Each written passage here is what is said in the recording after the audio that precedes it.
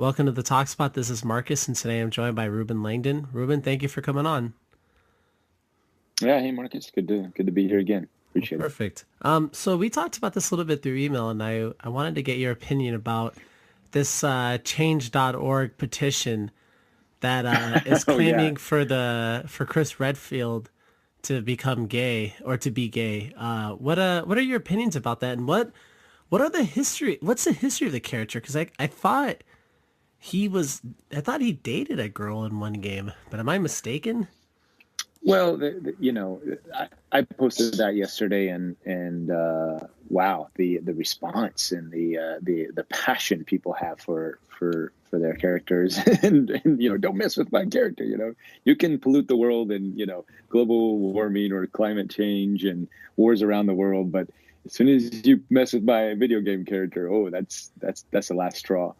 Which is, I'm joking. I don't mean to offend anybody by saying that, but it really, for me, I mean, of course, my work in this game industry, and I appreciate all the fan love. I really do. But sometimes it's frustrating because, I'm very vocal with my, I don't want to say activism, but my passion for taking care of the planet, taking care of each other, the human race here. I think we're all in this together, and most people who follow my post and my other work can see I have this side of me that cares a lot about a lot of different issues, in our conversations in the past. But I posted this up just as this guy Manuel, who is an amazing artist. He's an amazing CG graphic artist. He's been sending me his updates. He has a fan comic, a fan. He's even made videos of Chris Redfield and this other character Pierce from Resident Evil 6, in sort of an alternate universe where they're married. He didn't die. Pierce didn't die, and they're sort of they propose to each other. Whatever. It's just it's to me. I'm fascinated by the detail and the amazing artwork that Manuel is producing, and he's sending me this. I'm like, dude, you are an amazing artist. This is absolutely phenomenal. You should go and get a job at Capcom, because he could probably, as a 3D CGI artist, he could probably get a job immediately.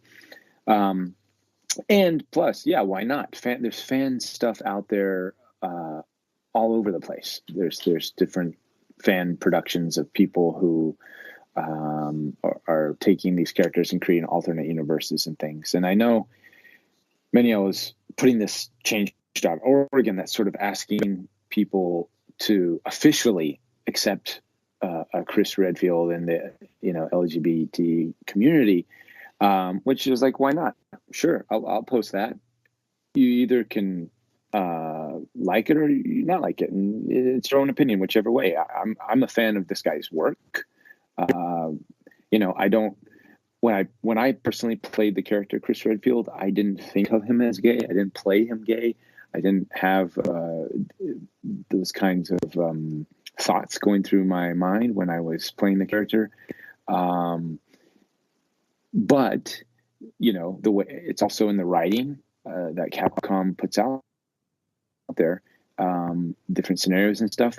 He had an affection for his partner Jill, but there never really was an official love story, so to say. There's a lot of fan fiction, fan art out there with Chris Redfield and Jill, where fans want them to hook up and to to do things, and but that's it's up to Capcom and the writing, and officially.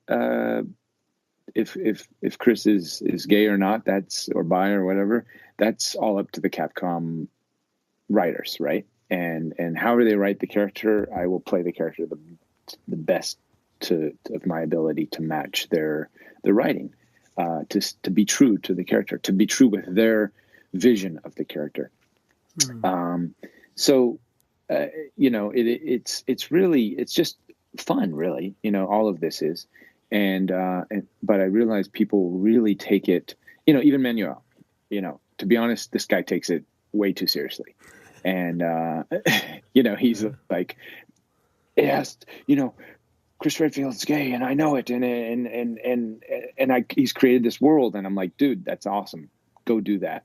Do your thing. Don't let anybody stop you. And I really am encouraging him all the time to do that. He gets upset when people frown upon it. And I try to say, dude, everybody's got an opinion. You've got your opinion about it. They've got their opinions about it. Don't take it so personally. Just keep doing what you're doing because you're passionate about it. And he does. And we have these conversations back and forth. But, sorry, I went off on a long tangent there No, to answer that question, but that just gives you some backstory and some history of where it's all coming from. no, I think that's totally fine. And you kind of alluded to this idea that I also want to ask you about is the idea of shipping or shippers. I'm sure you're familiar with that term, right? Yeah, somebody posted something like that. It took me a second to try to imagine the context. I think I have the context, but I might be thinking something else. Could you? From my understanding of it, it's basically people will create like fan fiction or fan desire of two characters getting Mhm. together. It's like what you mentioned, Right, Chris and Pierce becoming a couple, and the people that right, initially created those characters and then created the story, they never even really even thought of that as, like they didn't even necessarily intend for that to be like a thing. But you have people, and I've heard a right, lot of these shippers. It's really more common on like Tumblr, and they'll take right. two characters and they'll say, oh, these people should be together. And I mean, like you said, there's something wrong with people speculating or wanting it, but it seems like it's something different when Right. you get really dogmatic about something that's it's not real, first off, and secondly, those characters were never even created to be like that. Like I heard that there's a big community that's really pushing for Rey and Finn from the new Star Wars films to get together. And it's like if you watch those two films, I mean, there's nothing in the films themselves that really suggests that those two characters are gonna like get into a relationship, but some people are like really into it.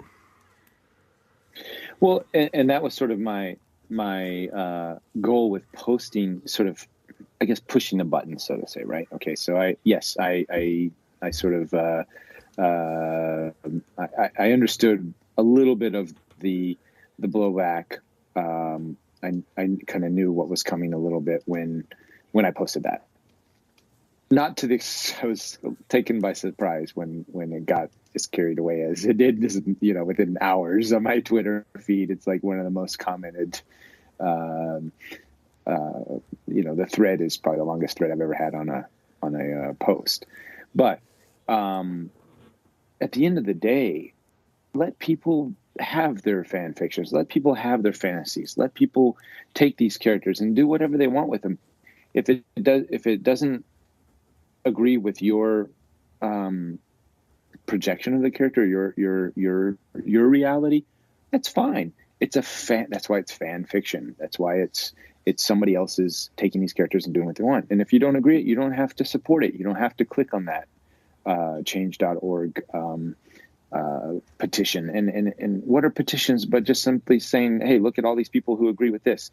Maybe something could happen. And it's, yeah, their petitions are created to sort of sway the mainstream or sway political agendas to sway, for example, to say to Capcom, hey, look at all these signatures we got that people really want Chris Redfield to be gay. I guarantee if you did another petition that said Chris Field is not gay, you'd probably have, even more people sign up for that one. Whatever. These are just statements of passion that people have for these franchises, characters. I heard that, yeah, like even Luke Skywalker and the Joker, are they gay? Could we, or that there was petitions out there for that. This is great. This just means people are very passionate about their work or their fantasies. And why not explore that in the interwebs where it doesn't hurt anybody? It's just a conversation, and there's a lot of other people that want that, and those people that want that can gravitate to each other have those conversations, indulge themselves in creating artwork and different things. And guess what? It doesn't hurt anybody. And this is why I sort of posted that up, to say, why not? In a question form too, to allow people. So it's not pushing a specific agenda. It's just a question. Why not? And what surprised me was people were saying, "Oh, Reuben, you're pushing agenda. You're forcing this on us." And then I had to go in and sort of say, "No, I'm not. This is. I agree if you disagree. I'm not saying this is what it is. I'm just saying this is somebody's passion project. We need to. Why not honor it or not? It doesn't matter. Actually, you can hit a like or you can, be upset. It doesn't really matter."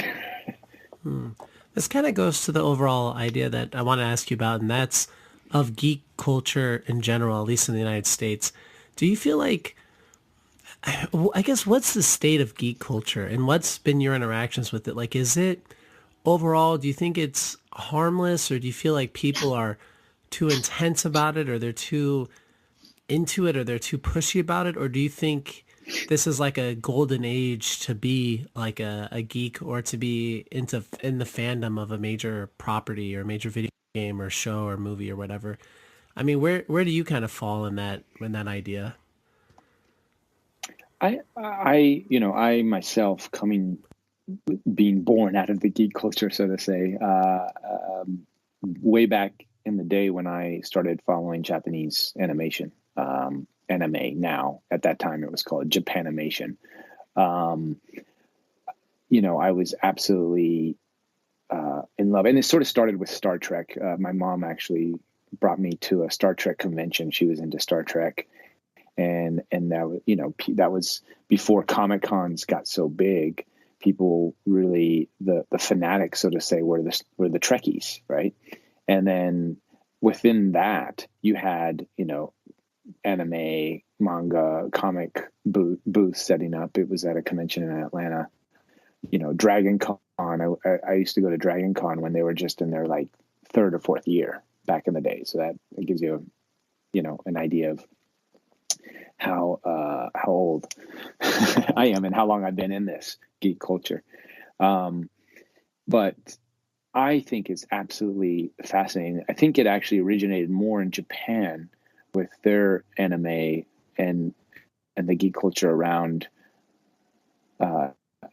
anime figures. And what it is it's putting so much focus into something that you get a whole new perspective on it. You get the details you're literally bringing this stuff to life, because think about it, Star Wars, right? So many people just Chris Redfield, so many people are so passionate about these characters, the storylines. They literally have triggers when, for example, my post, they literally are triggered more about this character and his sexual preferences than the actual world around them. And like I opened this conversation up with one of the things that sort of not upset, but sort of was like a little bit of a sad point, right? Was that I post and I pay attention to world affairs all the time, and that people actually give more gravitas to the sexual preference of a fictional character than to actual reality that's happening around our world. So that is a good thing and it's a bad thing. The good thing is that because of that, we get to have so many layers to these characters that couldn't have been developed or couldn't have been experienced. I think our power of storytelling has deepened because of our investment in believing the stories. Does that make sense? No, that totally makes sense. And I feel like kind of with what you were saying, I feel like there's a little bit of that like medium ground where it's good to know what's happening around you, and it's good to have an idea of what's happening in politics and maybe even your state and local communities. But on the same token, you don't want to get too obsessed with it where you just follow it super closely, and that's everything that's on your mind is Trump's bad or Trump's good, or when Obama was in office, how terrible he was or how good he was, because you can drive yourself Right. mad. But on the same token, you don't want to completely unplug from reality. So somebody that is, they Hmm. if they're just watching stuff all day after work, or they're just playing games all day, and they really internalize these properties that they're interacting with, either playing the games as or watching the shows of. Yeah, I mean, that's also not good either, where you're so far removed from reality that Right. something happens with a character and that you personally get offended because, I mean, in a sense, and it kind of sucks. I mean, these characters are, they're products almost. I mean, they're a part of a huge sorry, I can't even say the word right, conglaborative, like there's like, it's a collaboration. There's so much that goes into it. There's designers, there's writers, there's directors, there's voice actors, there's everything that goes into it. And yeah, I mean, for people to feel like, like that's their friend or something like that, I feel like that might be a step too far, but it is good to, have that kind of escape from reality. I mean, I don't necessarily know what the line is, but I mean, there is some kind of line or some kind of balance between having some of those interactions or having some of those, Well, getaways, but then I not think the others. line I think the line is this. I think this, like you said, with the political arenas as well. All of this is a lesson. It is a lesson for us to, and that's what I sort of put up there, in the Twitter. I sort of said, look, this has been a lesson for me, a lesson for you, a lesson for us all, that for us to get so heated about heated in a negative way, right? So to be to feel attacked when I wasn't attacking, right? To feel um, uh, that I was doing some wrong, or that that's the line. When you start, you have to look at these. Same in the political arenas and these things. When you start looking at people's opinions, and Trump is a great example. So many people just hate the whole idea. There's been so much hate created around the Trump phenomenon that I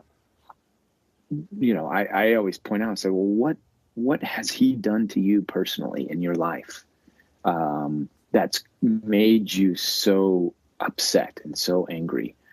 And some people have valid reasons. Some people are personally affected. The government shutdown is a great example. I know, there was 800,000 government employees that were personally affected. So those people have an absolute, finally, a real reason to get pissed off at this guy and this shutdown and what's going on.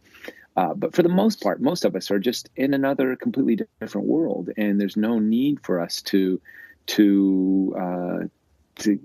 to that point where we're just so hateful in our speech and in our day-to-day actions, and to feel attacked. Like, I don't think Trump is personally attacking certain individuals that may project that,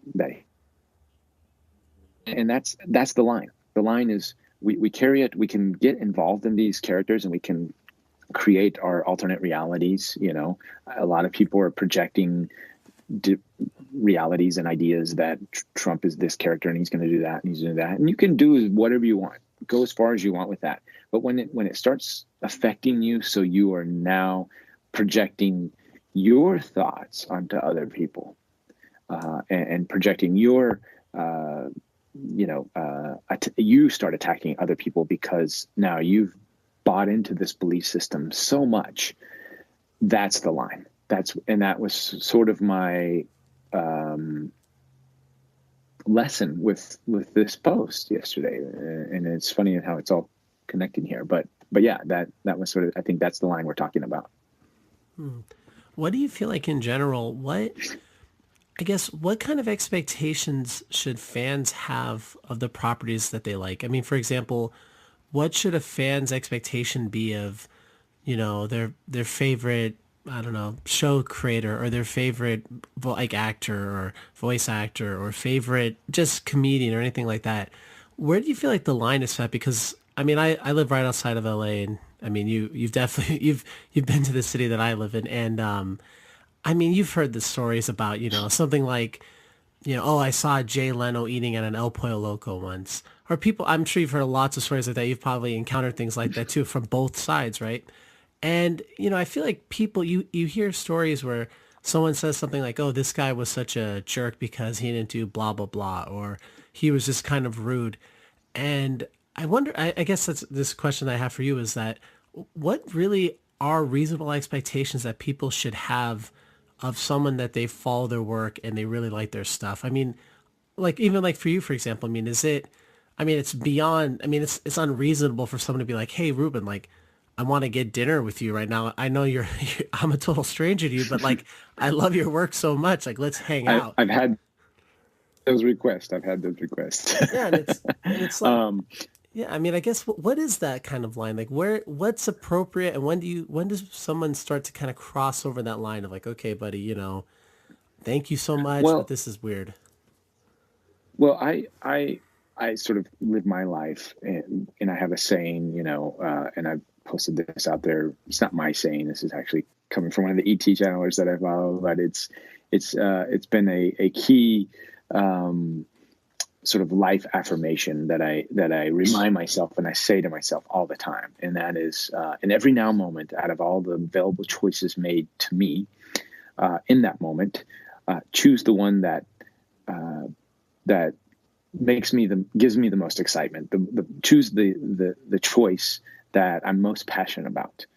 Do it with integrity and do it with no expectation. So by following that sort of motto, that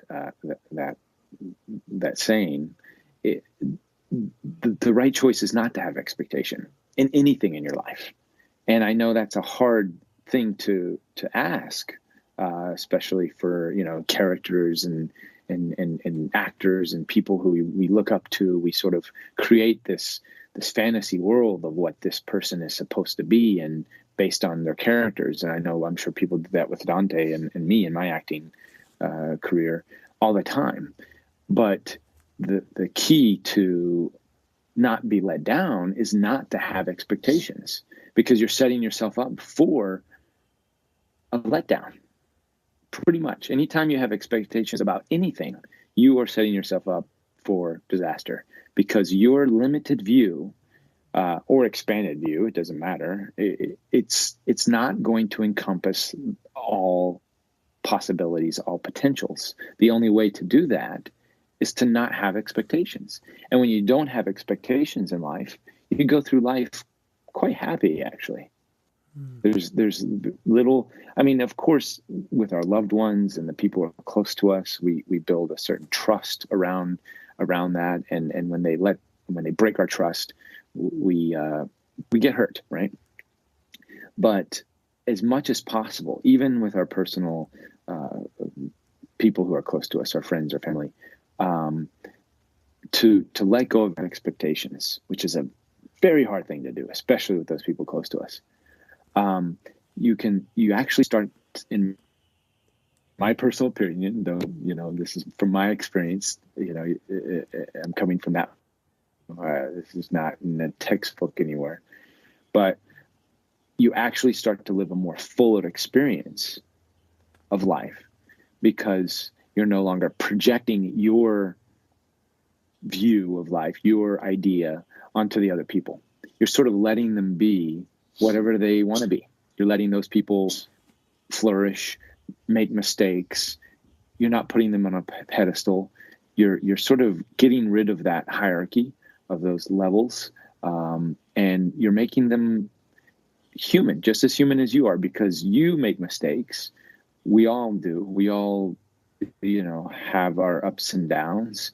Then when you take your expectations off of the other people, you allow them to be whatever they want to be. And by doing that, it actually brings us closer to those people, because when you put expectations, you're actually pushing them away. Oh, that's like I've heard people say before, some like I have a close friend that he told me before that his sister was at a place and she saw Stanley and that he was very standoffish. And I've heard a couple stories like that where, someone will, they'll see Conan O'Brien get out of his car and just throw some trash in an In-N-Out trash can. And, like I've heard like many stories like of that kind of level of somebody saying something like, oh yeah, I saw this and that celebrity and, he was like this or he's a little standoffish. And I mean, I've always kind of just Right. wondered to But, myself, but we don't know what the, yeah, those people though, we don't know what they're dealing with in that moment, in that day-to-day life. exactly that's Um, what I was I, thinking. I've had the honor to work with Jackie Chan. This guy is an absolute, I look up to him. He's my mentor. It's been one of my major influences with my career, choosing the action career and training. And being on set with him every day for, almost 6 months, I got to see a lot of sides to Jackie Chan that were not matching my expectations. And I had to deal with that. I'm not saying Jackie Chan is a bad person at all. He still is, my idol, and he was amazing. And I saw how he interacted with cameras, press. Whenever there was a camera around, he had this magic. Like he just knew, okay, now the camera's on. I got to smile. I got to do this stuff, and I'm on point. And I actually respect that a lot. And I think if more actors were like that, then yeah, sure, it may create more expectations out of the audiences, that it's a little unauthentic, but at least it creates, I think, more harmony to a certain extent. That's a whole nother tangent of a conversation. But basically, there was things about Jackie that I was let down about. I'm not going to go into those details, but that's just part of us being human. None of us are perfect. None of us are going to have this perfect projection of, okay, this is what this guy is. And, we all create ideas of the way people should act and be. And during certain situations, stressful situations, that all comes crashing down, Even me and all my philosophical, studies and researching the universe and having this pie in the sky attitude of the way society and the world works, you get me in a stressful situation, that all comes crashing down. I'm going to be just as panicking and crazy as the guy next to me. So my goal is to, through all this spiritual training I do, is to not lose my shit when the shit hits the fan, so to say.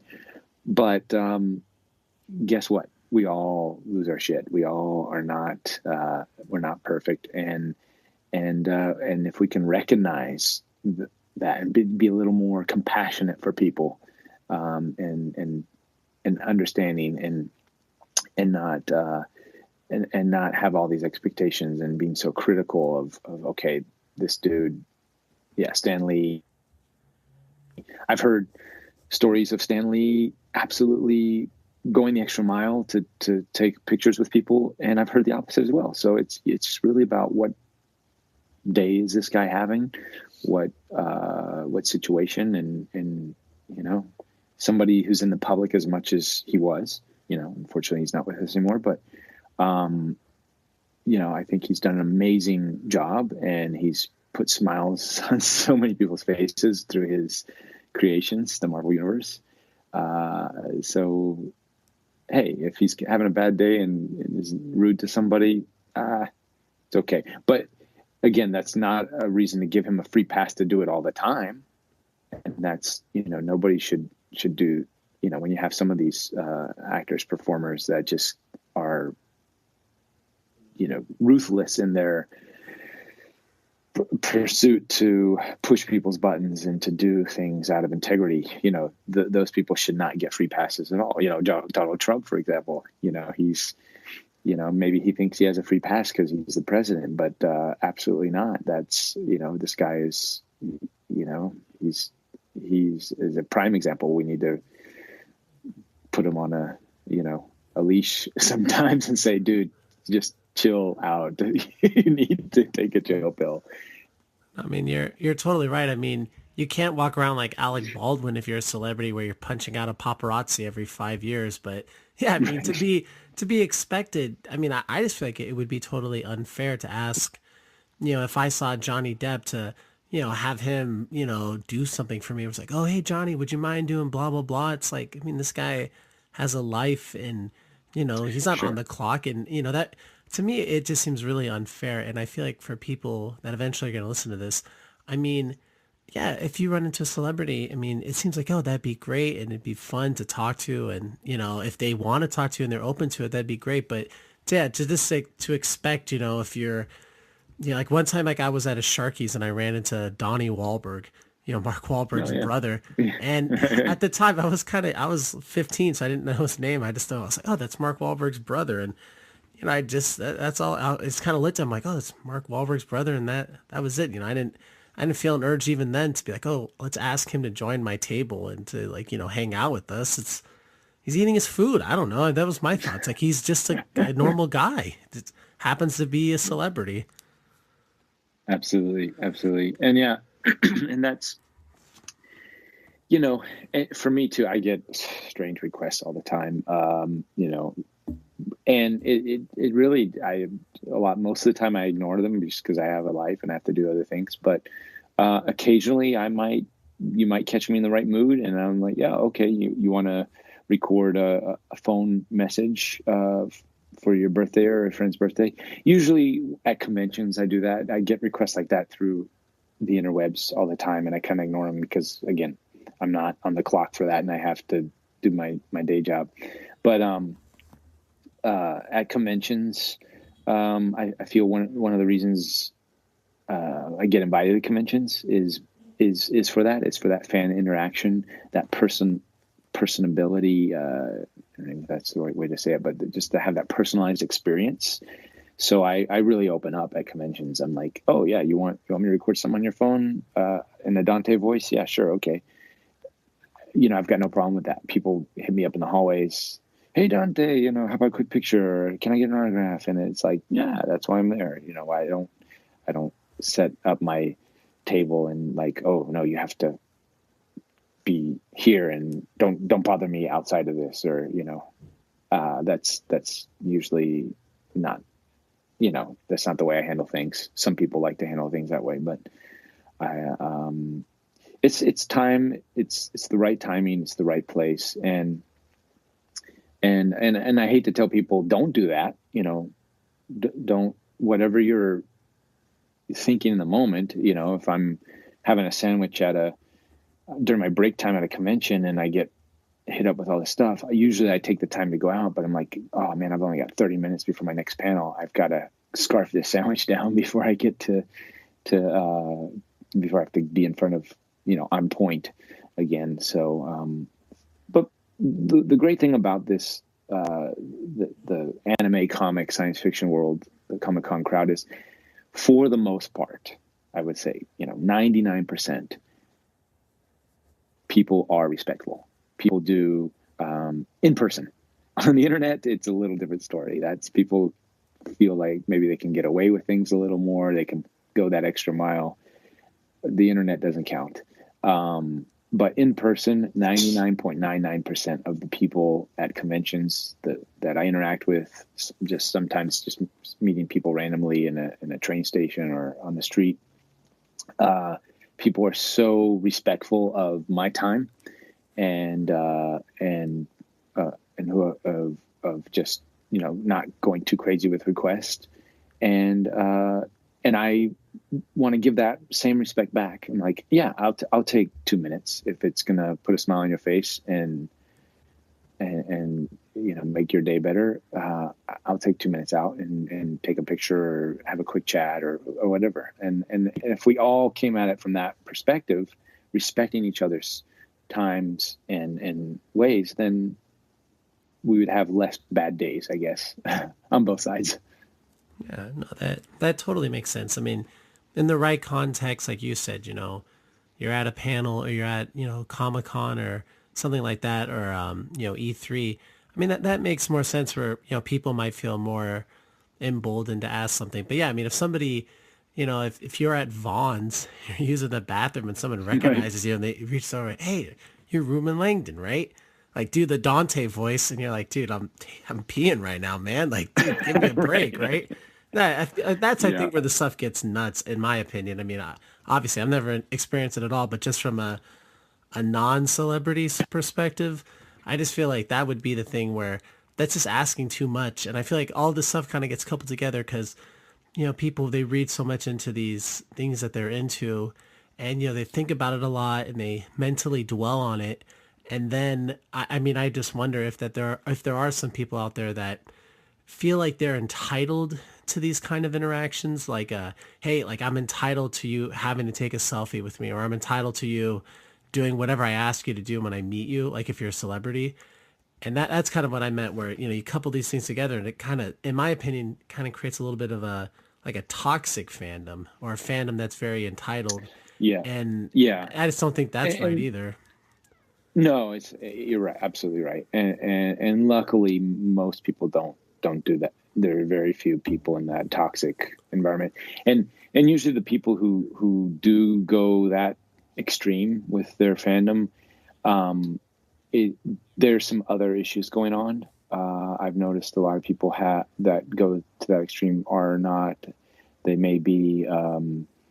They may have some other things going, maybe more in the autistic spectrum, or having some, Asperger's, or other medical issues, or something like that. You know what I mean? And that's why when those people do that, I am also trying to be compassionate, understanding of where they are at you know, with their situation, their ideas and their beliefs, because those people are people too, and just because they're asking me for an autograph while I'm taking a leak, I can't just, I have to politely say, no, this is not the right time and place to do that. And, I'll get you, out at the signing hall, or, whatever. And usually, unless there's some extreme, disorder going on, those people will say, oh yeah, okay, no problem. Yeah. See you later. So I have no right to snap and be angry at people who, in that case, and I try to use compassion and understanding in every situation. But again, not everybody. If I was under pressure, and if I had other things going on in my life and things kind of were down, and somebody came to me while I was taking a piss and said, "Hey, can I get an autograph?" And I might snap out at him. I might not have that self-control at that moment, and that might be the last straw. And then somebody might have a cell phone on me, recording me yelling at somebody while I'm trying to pee, and then that might go viral, and then everybody's going to think, "Oh, Reuben, what an asshole! He's getting, and that leads us to exactly what happened with the kids at the Lincoln Memorial, and that whole situation getting so taken out of context because the news media is looking for a button pusher topic, and that's.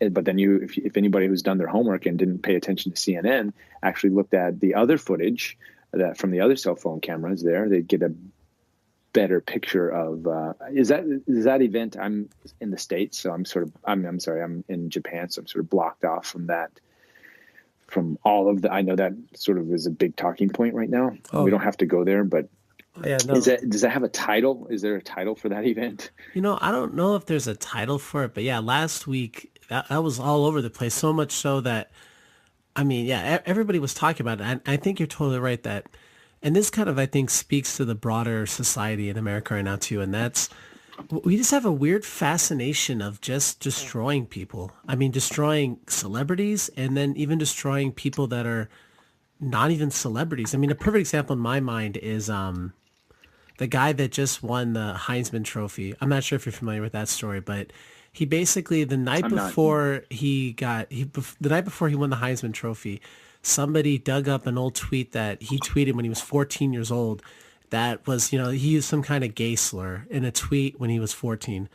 And Mhm. these online publications were basically running all this stuff about how he tweeted whatever the term was. I don't even remember what it was, but a gay slur, and Mhm. he was getting all this crap for it. And it's like, here's this guy. I mean, he just wins. He's gonna win the Heisman Trophy, and he won it. And the night of the Heisman Trophy, the day he's given it, he has to answer all these questions. And it's like, here's this guy. I mean, he's worked his whole life for this thing, and he's, incredibly dedicated, and has worked so hard, and yet now he has to like have the worst scandal of his life happen at the same time, at least publicly.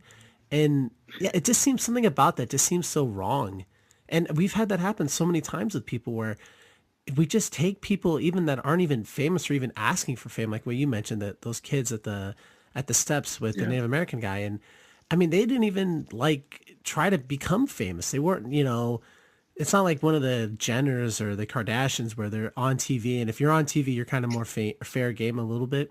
But I mean, these are people that Mhm. are just normal kids. And then all of a sudden for a week, CNN is blasting that story to get like ratings so they can make money off that story. I mean, there's something about it that seems Well, weird. well, I think that you hit it on the head. So whenever these stories, these situations come up, and I think the knee jerk reaction is to get all upset and to go, oh, this person's horrible, that person's wrong, and that's the knee jerk reaction that the mainstream media is looking for people to have, because that's going to boost their ratings, that's going to get people riled up and talking and reposting that their the CNN version of it.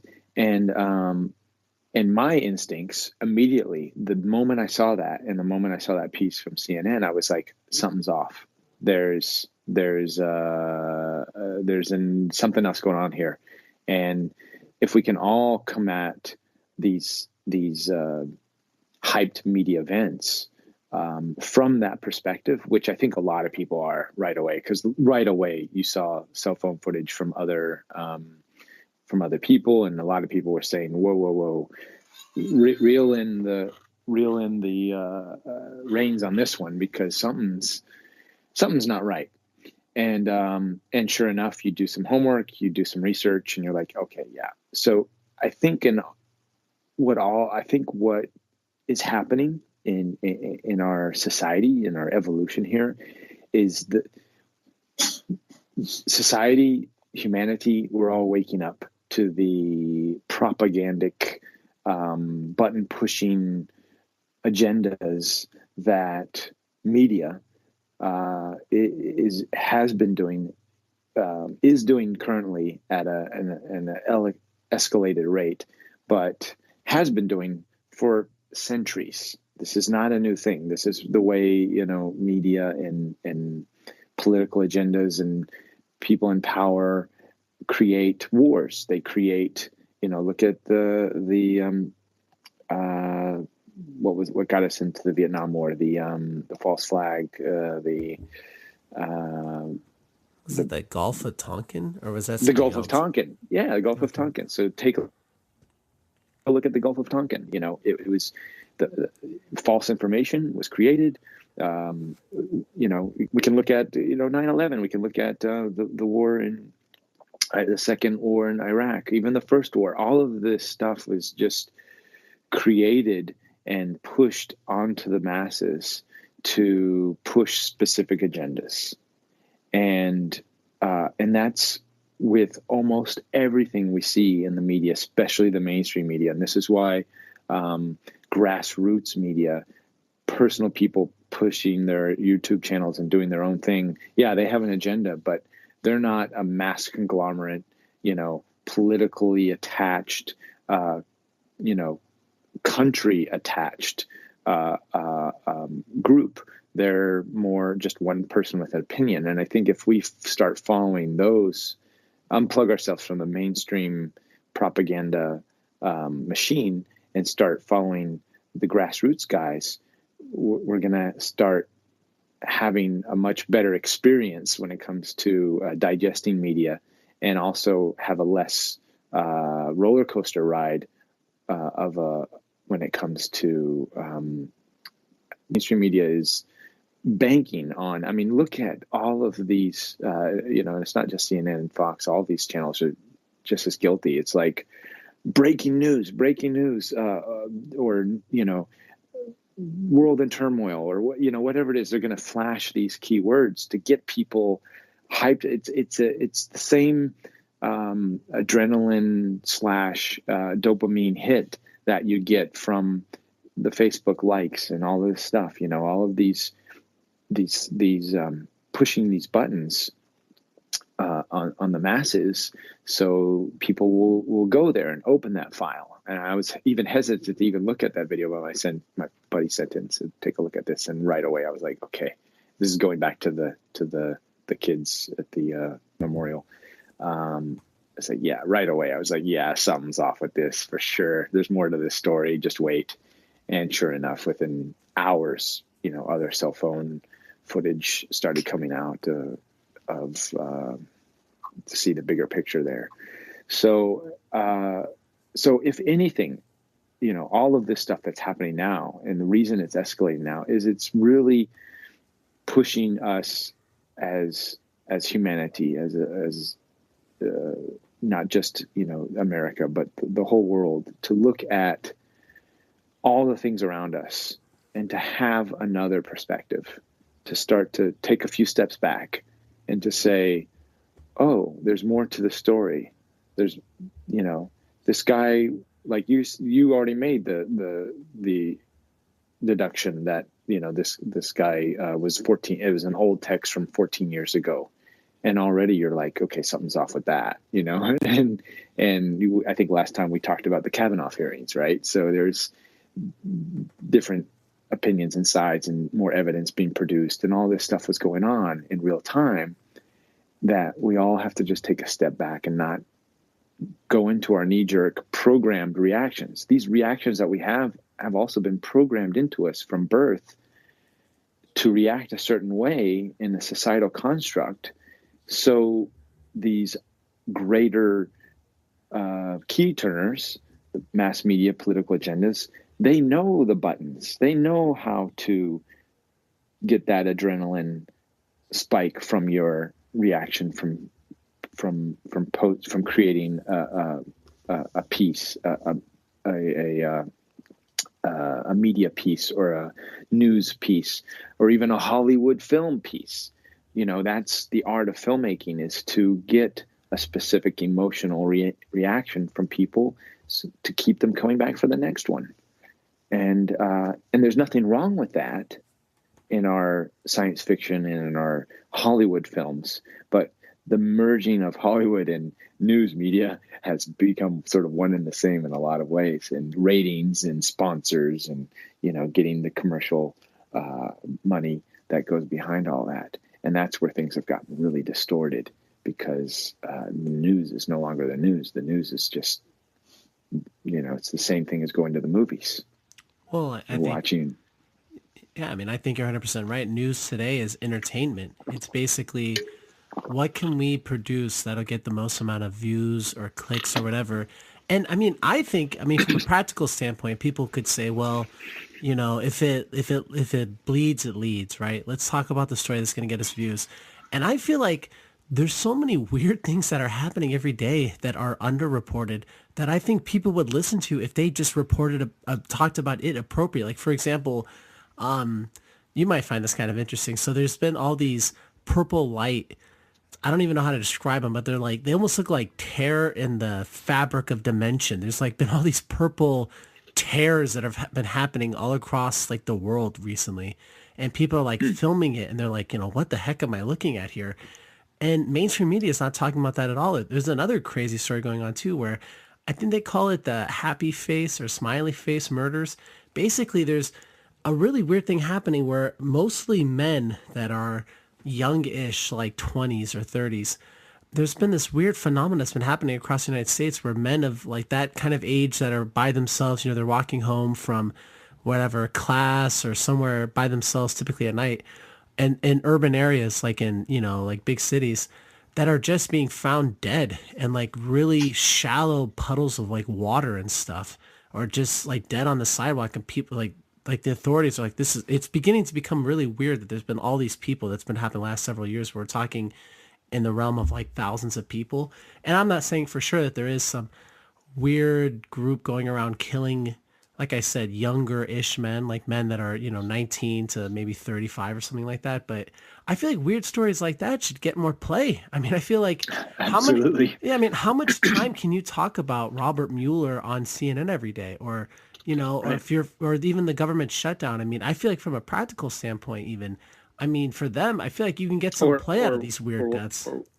or why can't we talk about Seth Rich and the Yeah. mysterious death, and and how he died, and his history, and all of that. But yeah, these, again, it's very manipulated. The mainstream media agenda to story that they want us to hear is, it's not true journalism. What you're doing is true journalism. You're asking questions, you're doing your research.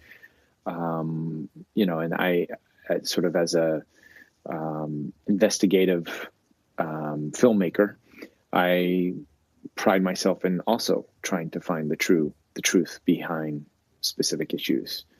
One of my main issues is the ET issue, of course, but that bleeds through into all aspects of everything.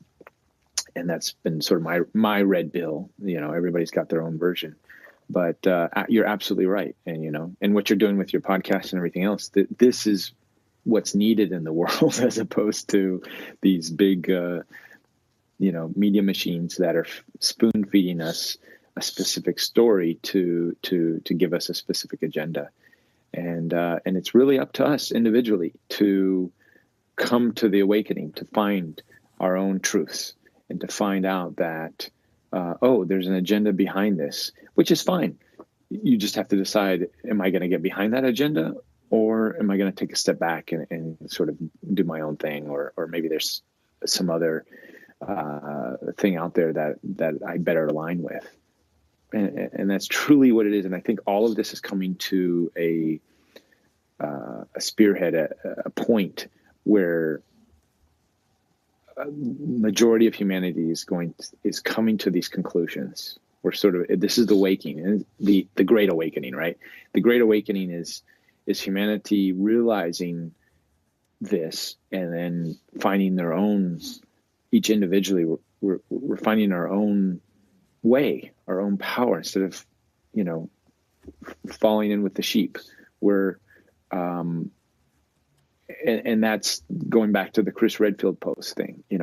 Same thing. Find your way. If that's what you want to do, that's absolutely fine and great. Let's just not. Let's draw the line when we start hating on each other. When we start both ways. If somebody from the LGBT community is hating on someone for not liking that, then they should also, they need to sort of take a step back. So that's the line we're all sorting out right now. And this is what we're figuring out. And ultimately it comes down to individual sovereignty, and being okay with everybody having their own individual sovereignty.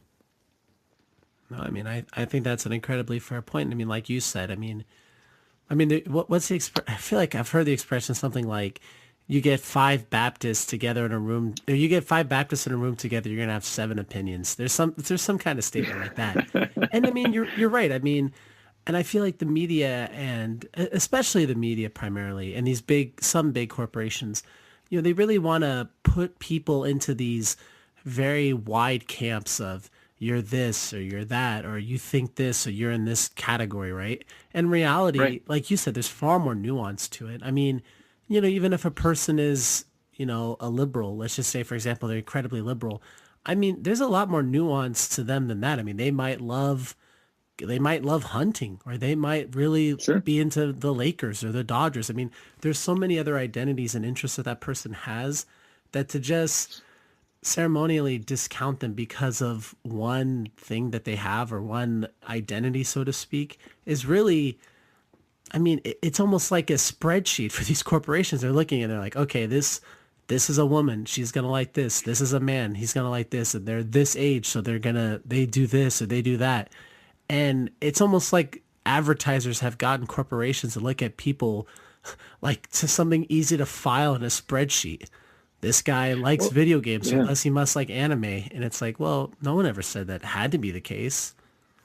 right. But you see, it goes both ways. So if they, by creating these spreadsheets on people, then they can better sell, their agendas, sell their products, their beliefs, their agendas, and um, and just like you said, the people aren't that way, but yet, okay, if they aren't that way, but maybe we can make them that way.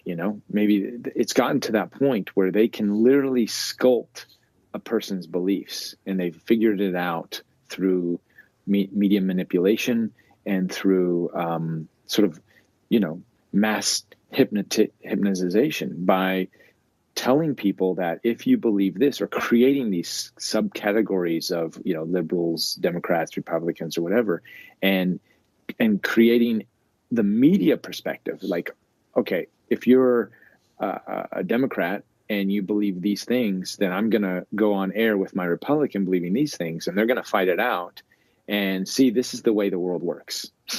And they show you a picture of the way they want the world to exist, so they can better sell products and ideas.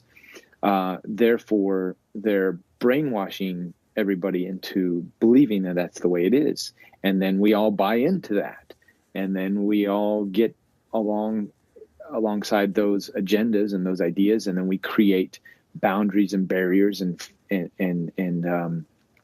classes.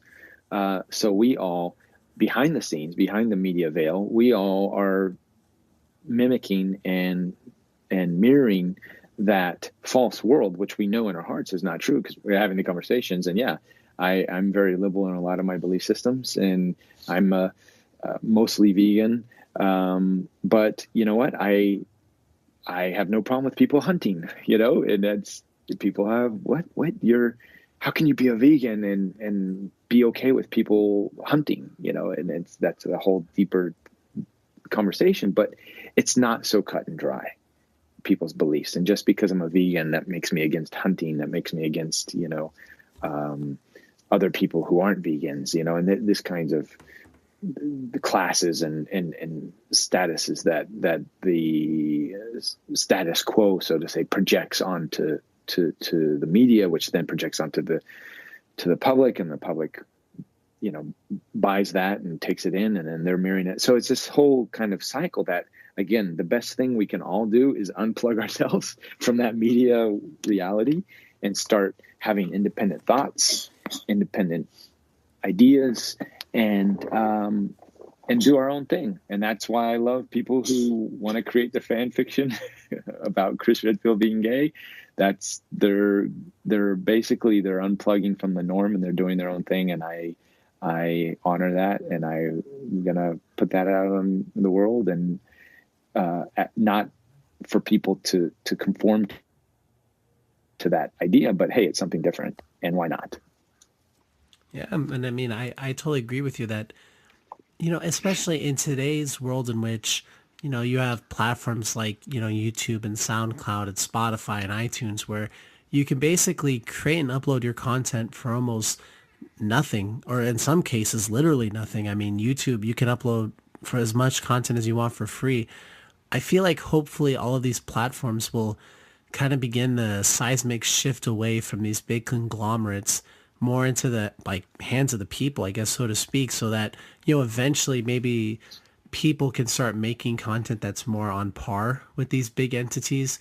And, hopefully, I mean, it's all about money at the end of the day. I mean, I've thought about this before. I mean, if you had more content creators, if they operated more like on a business wavelength instead of a content creator wavelength, they can make so much more money. I mean, I've interacted with people before that have, channels of hundreds of thousands, and to hear the amount of money that sometimes that they've made per month, it's really shocking when I think, oh my gosh, like you have this pretty big platform. You know, hundreds of thousands of people see your videos every week, and per month, you know, you're making less than, you know, Right. $3,000 or Yeah. $1,500. I mean, I think that that's shocking. And I mean, hopefully one day there'll be something like that that happens where you'll have this kind of this awakening, so to speak, with these creative people where they realize, oh my gosh, you know, I have 200,000 subscribers. I can convert that into like real money, not I'm barely getting by money.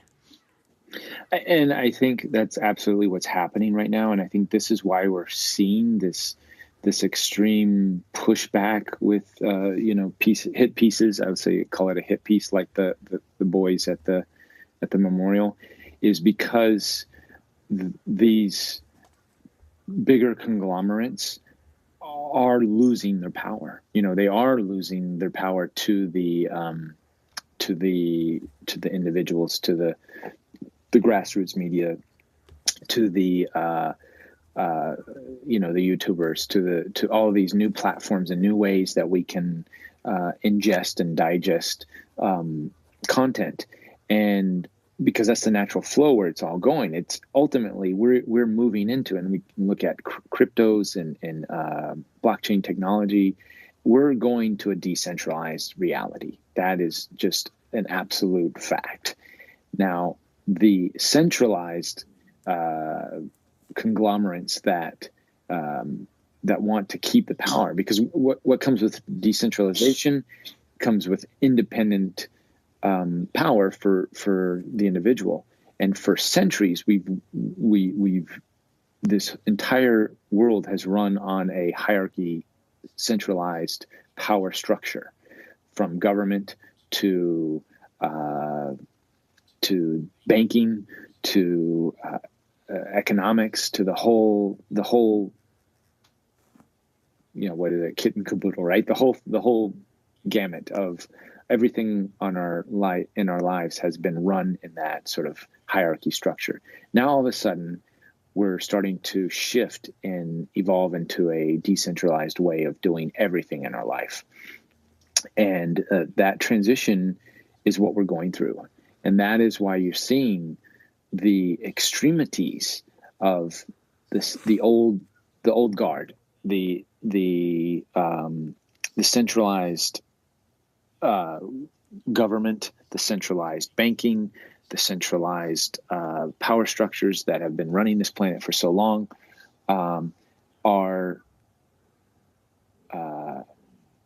are dying, and they're going to push the buttons. They're going to go to the extremes to keep from dying. But what does that actually do?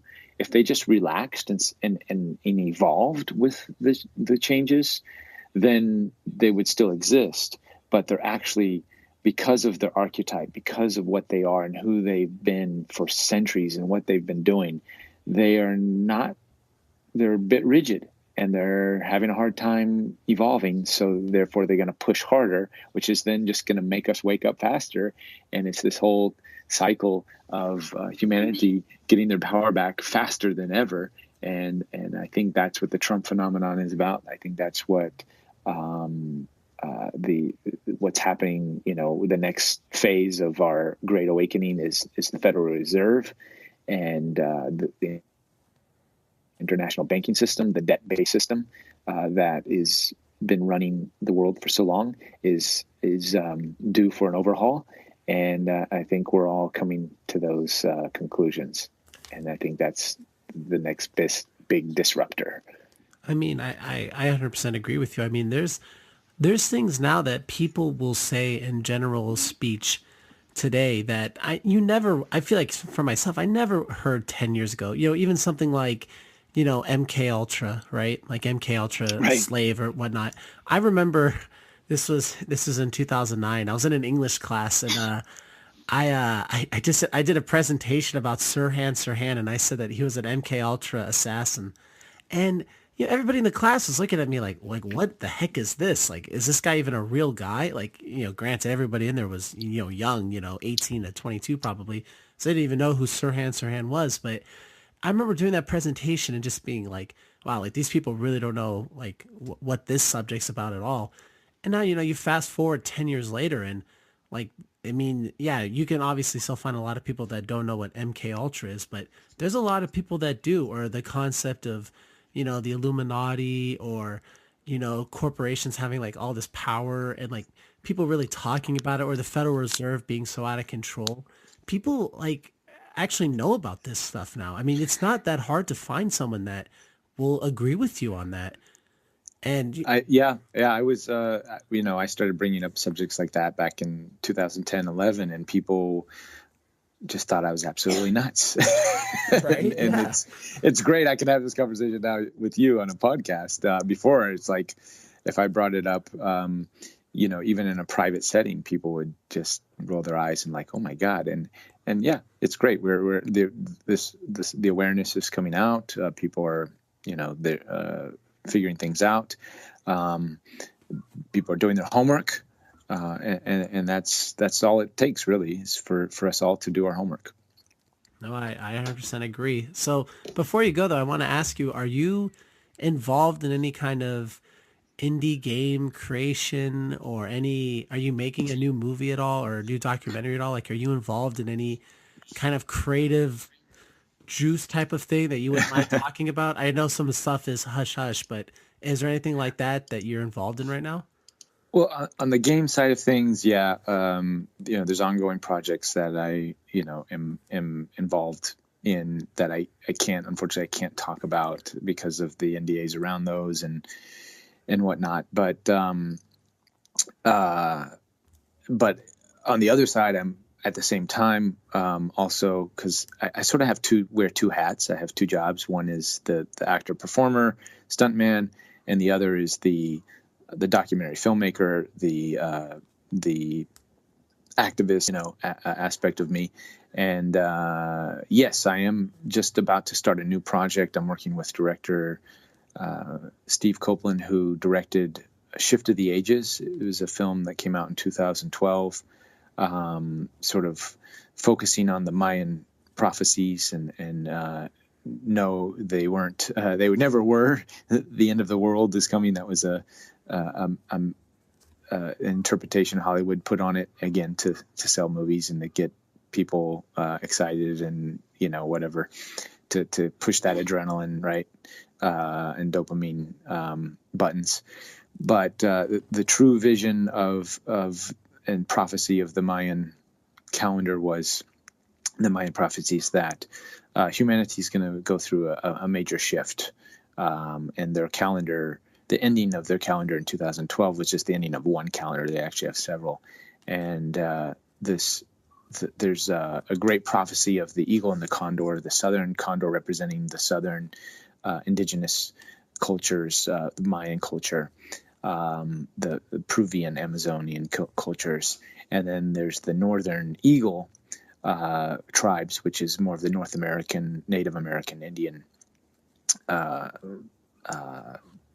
aspect of the prophecy. And if you talk to people, which I have in both South America and North America and Central America, you have this prophecy is so famous, like all of the tribes know about this. And the way the prophecy goes is, once the condor, the northern condor and the southern eagle, the northern eagle and the southern condor, once they unite, there's going to be 1,000 years of peace across the planet. And this new documentary I'm working on is part 2 to Shift of the Ages. It's called Vision of the Ages, and it's following Chief Phil Lane, who is sort of one of the indigenous one of the main indigenous spokespeople for the North American tribes. He's from the Dakota tribe himself, but he talks around the world and at the UN, and is big on human rights and indigenous rights, fixing the climate. Super awesome guy. And part 2 is sort of focusing on the bringing together the condor and the eagle, him representing the North American eagle, Tata, who is the key feature of Shift of the Ages, the Mayan prophecies that came out in 2012. So this new sort of media company is actually, which I'm going to be involved with, is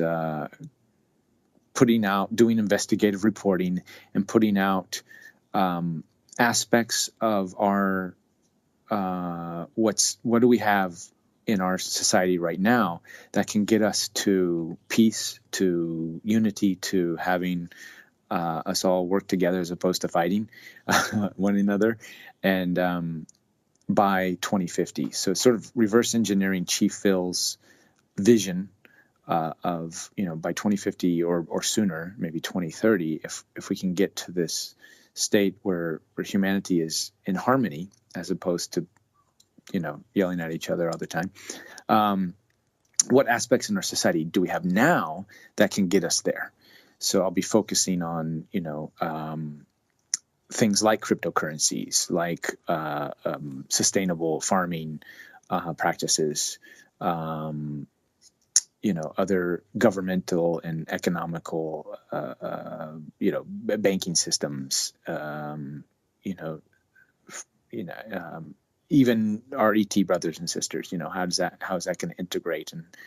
And so media, right? And how do we create media outlets that are going to unionize, bring us together, as opposed to creating separation. Other technologies, sort of these technologies that have been tagged as free energy technologies, or technologies that have been suppressed, that could actually transform humanity in a positive direction, as opposed to keeping the same old hierarchy. We're all plugged into the big power companies, and that's the only way it works. So yeah, it's an exploratory series. It'll be an actual documentary feature called Vision of the Ages, but it's also going to be a series that explores all of these different aspects of how to make the planet a better place. So long tangent there, long explanation, but it's a passion project right now, and I'm glad you asked. Well, when can we see it come out, or when is tentatively? When do you have Well, to release it? The goal for the feature film aspect is 2020, December 21st, 2020, and it's a bit ambitious, but we're about to actually going back to the States next week, and then down to Guatemala to film maybe the opening. Tata, who's the Mayan elder, he's sort of on his deathbed right now, and we're going to have him meet with Chief Phil and get that on film, and see if we can get his blessing to go out and to start this. And within that, we're going to put together a Kickstarter video to sort of explain the project, the vision, and see if we can get people behind it. Our goal is to make this information decentralized, free to the world. So the goal is we're setting up a nonprofit organization right now to take in donations, to take in to receive funds that will be able to do this work within a new paradigm that we want to see all things flourish in our society. So we have to walk the talk and do what we say in all aspects, including the creation of this film media project.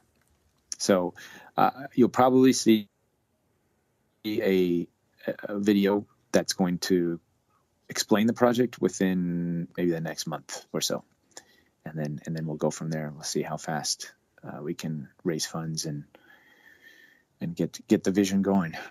All right. Well, that sounds very interesting. I'd love to talk to you about that once the video comes out. And I know that we've talked before about this idea of going, I think you called it full peanut butter, where we go full That's into, right. And then every time we've talked to the 3 times so far, like a half hour goes to, like asking you about the industry, and then all of a sudden it's like, oh geez, well, you can't go into this topic. We've been recording for an hour and 15 minutes. People's attention spans, and we're asking them to sit for a whole movie. But I definitely, I'd love to talk to you about those 2 things, and hopefully we'll be able to make some time, hopefully in the near future, and we'll be able to talk about that smart, because that sounds very interesting to me. I didn't even know that you were working on this. I'm very happy that I asked that and you shared that with me, because that sounds very fascinating.